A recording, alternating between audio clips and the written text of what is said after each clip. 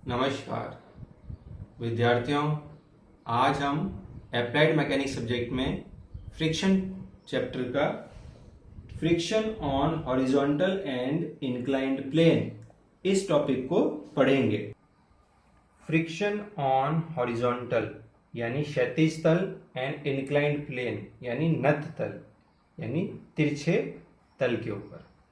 तो friction on horizontal plane हम पहले ही पढ़ चुके हैं कि किसी भी हॉरिजॉन्टल सरफेस पे कोई ऑब्जेक्ट रखी हुई है और हम फोर्स लगा के आगे उसको खींच रहे हैं F फोर्स से, तो उसके ऑपोजिट डायरेक्शन में फोर्स ऑफ फ्रिक्शन डेवलप हो जाएगी। वो फोर्स ऑफ फ्रिक्शन जो होगी Fr, उसकी वैल्यू होती है म्यू इंटू आर। यानी फोर्स ऑफ फ्रिक्शन का फॉर्मूला है म्यू इंटू आर। म्यू है कोफिशिएंट ऑफ फ्रिक्शन और आर है नॉर्मल रिएक्शन। तो यहाँ पर आर की जगह हम एन भी लिख सकते हैं कि force of friction is equal to mu N. दोनों एक ही चीज है, चाहे हम उसके स्थान पे आर लिखें नॉर्मल रिएक्शन को या एन किसी से डिनोट कर सकते हैं, म्यू एन या म्यू आर, दोनों का मतलब नॉर्मल रिएक्शन है। तो ये तो हो गया friction on horizontal plane. Horizontal plane पे फ्रिक्शन सिंपल है कि force of friction is equal to coefficient of friction into normal reaction. तो इस तरह से हम force of friction horizontal surface पे निकाल देंगे। अब अगर सरफेस इंक्लाइंड हो तो उस केस में हम क्या करेंगे, तो इंक्लाइंड सरफेस के ऊपर रिजोल्यूशन ऑफ फोर्स करना पड़ेगा। तो हमारे पास मान लीजिए इंक्लाइंड सरफेस है, इसके ऊपर एक ऑब्जेक्ट पड़ी है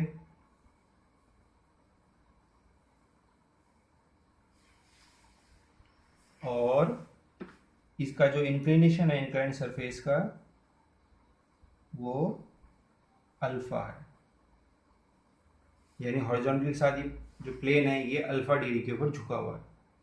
तो इस केस में जो ऑब्जेक्ट है अगर वो इक्विलिब्रियम में है यानी अपनी जगह रुकी हुई है, तब उस केस में जो हम अप्लाइड फोर्स है तो ऊपरी तरफ लगा सकते हैं या नीचे तरफ को धकेल सकते हैं। तो मान लीजिए एक फोर्स F से ऑब्जेक्ट को मैं ऊपर की तरफ खींच रहा हूं,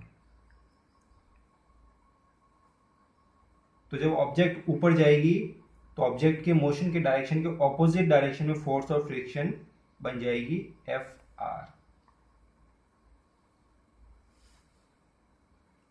परंतु इस केस में Fr is not equal to mu into are.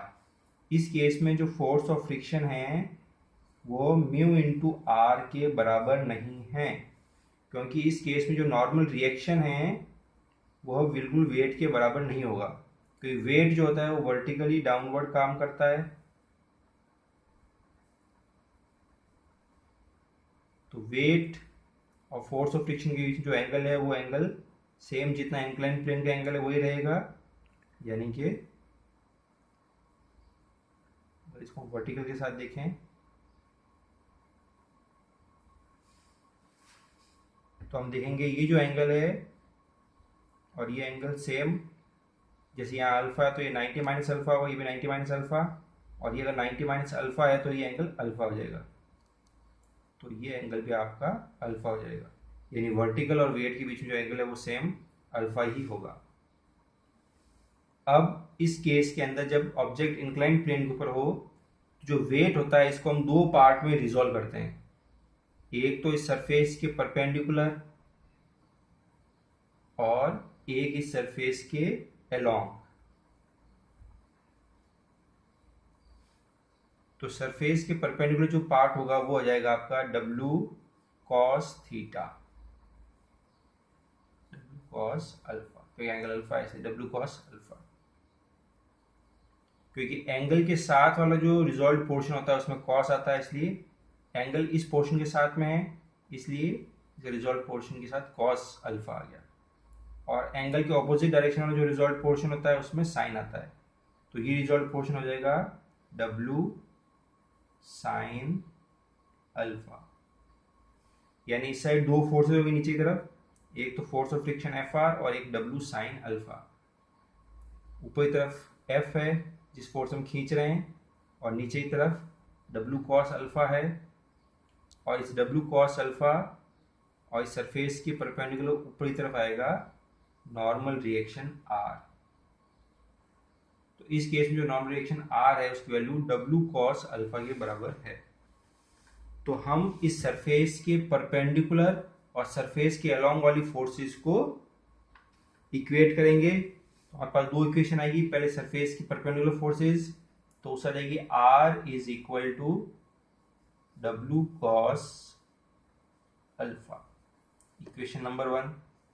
यानी सरफेस के परपेंडिकुलर हमने जो फोर्सेस हैं उनको देखा था, और सरफेस के साथ में जो फोर्सेस हैं, इसके अलोंग जो फोर्सेस हैं उनको लिखेंगे एफ इज इक्वल टू, ये दोनों फोर्सेस के बराबर होंगी, force of friction F R plus W sine alpha. ये जाएगी इक्वेशन नंबर 2। तो हमें जो भी डेटा गिवन है और जो भी वैल्यू निकालनी है, इनको हम इन दोनों इक्वेशन की हेल्प से निकाल लेंगे। तो ये तब है जब ये फोर्स जो हम अप्लाई कर रहे हैं ये सरफेस के अलोंग ही है, ये जो इंक्लाइंड सरफेस है उसके पैरेलल है और ऊपर की तरफ लग रही है, यानी ये अपवर्ड है। अगर यही फोर्स अगर हम डाउनवर्ड डायरेक्शन में लगाते, यानी एक फोर्स से हम इसको खींच रहे होते, सेम इसी कंडीशन में मान लीजिए कि आपके पास ये जो फोर्स है एफ, इसको हम नीचे की तरफ खींच रहे हैं, तो उस केस में कैसी इक्वेशन बनेगी हम देखते हैं।